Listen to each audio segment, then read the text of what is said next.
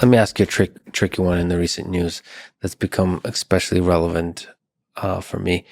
What do you think about, if you've been paying attention to Kanye West, a recent controversial outburst on social media about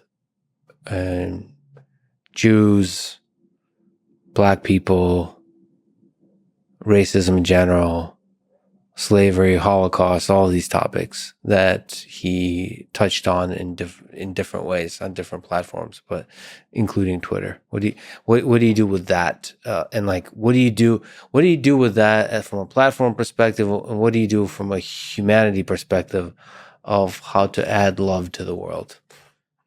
Let's, should we take both sides of that? Sure. Option one is he is completely out of line, and option two is he's not.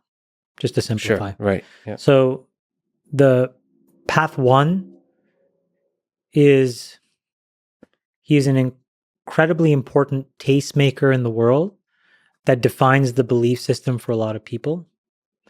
And there just is no room for any form of racism or bias or anti-Semitism in today's day and age, particularly by people whose words and comments will be amplified around the world.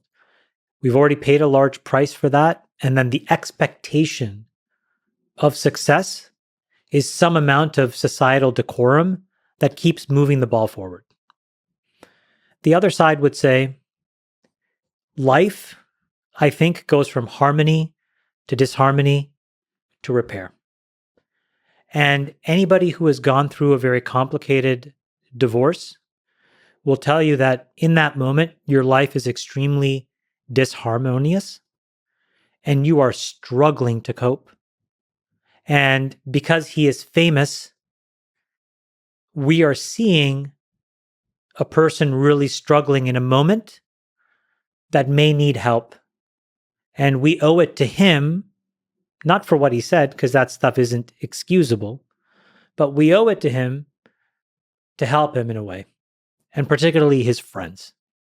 And if he has real friends, hopefully what they see is that what I see on the outside looking in is a person that is clearly struggling. Can I ask you like a human question? And I know it's outside looking in, but there's several questions I want to ask. So one is about the pain of going through a divorce and having kids and all that kind of stuff. And two, when you're rich and powerful and famous, I don't know, maybe you can enlighten me to which is the most corruptive. But how do you know who are the friends to trust? So a lot of the world is calling Kanye insane or like has mental illness, all that kind of stuff.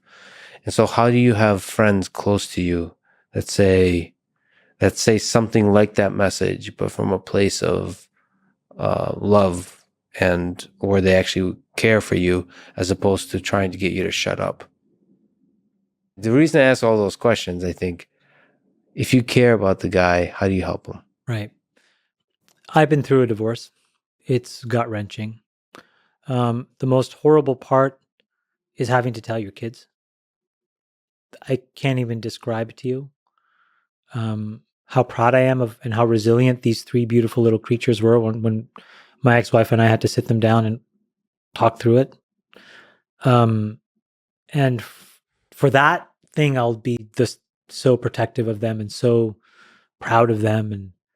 And it's hard. Now, I don't know that that's what he went through, but it doesn't matter. In that moment, there's no fame, there's no money, there's nothing. There's just the raw intimacy of a nuclear family breaking up. In that, there is a death, and it's the death of that idea. And that is extremely, extremely profound in its impact, especially in your children. It is really hard, really hard. Could you have seen yourself in the way you see the world being clouded during, especially at first, to where you would make poor decisions outside of that nuclear family? So like poor business decisions, poor tweeting decisions, poor I think that writing decisions. If I had to boil down a lot of those, what I would say is that there are moments in my life, Lex, where I have felt meaningfully less than. And in those moments, the loop that I would fall into is I would look to cope and be seen by other people. So I would throw away all of the work I was doing around my own internal validation, and I would try to say something or do something that would get the attention of others. And oftentimes, when that loop was unproductive, it's because those things had really crappy consequences. So, that was yeah. So yeah, I went through that as well. So I had to go through, this disharmonious phase in my life and then to repair it. I had the benefit of meeting someone and building a relationship, block by block, where there was just enormous accountability, where my partner Nat has just incredible empathy, but accountability.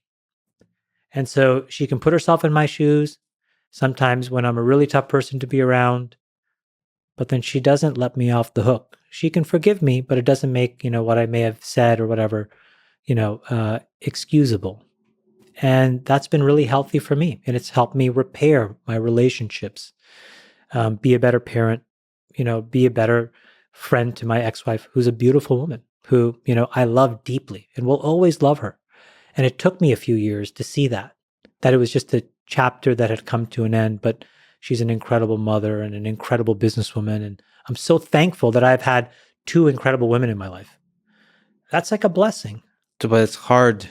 So with that, it's hard to find a person that has that. I mean, a lot of stuff you said is pretty profound, but having that person who has empathy and accountability.